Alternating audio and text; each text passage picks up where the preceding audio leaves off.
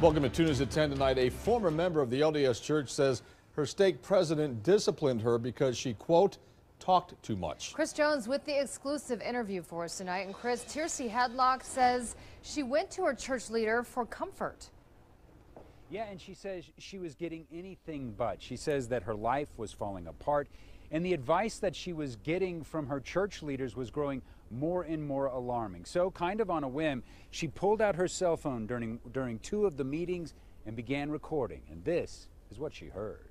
Oh, that hurt. It cut like a knife. For faithful Mormon Tiercy Hadlock, this following sentence from her stake president crushed her. To not follow counsel and direction from your priesthood leaders.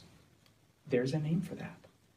That's called apostasy. To me, it was akin to like the worst thing that you could be called. An apostate, not for an affair or for shunning the church, but for not being quiet about her painful divorce. I talked to my closest friends about it a lot because it was the way that I process things. In addition to being labeled an apostate, the stake president had even more discipline for her. We took your temple recommend away because you emphatically said you would not stop talking about this with other people. An apostate, revoked temple recommend.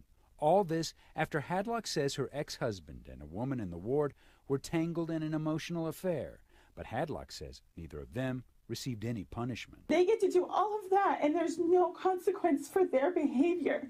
And because I am hurt and struggling and trying to process it, I get my recommend taken away. And then in a later meeting, after she continued to talk about her divorce, the stake president raised the stakes again. I would like you to reevaluate how you really feel about this.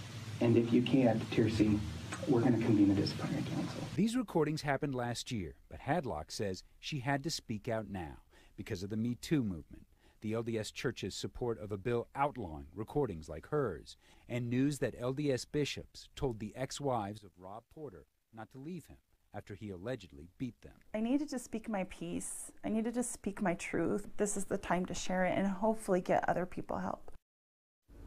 Now, Hadlock is no longer active in the LDS Church. As for her stake president, he did reach out to her and wrote her a letter apologizing for some of the things he said, saying he wished he could, quote, have a do-over. As for the stake president, we called him today. He did not return our calls.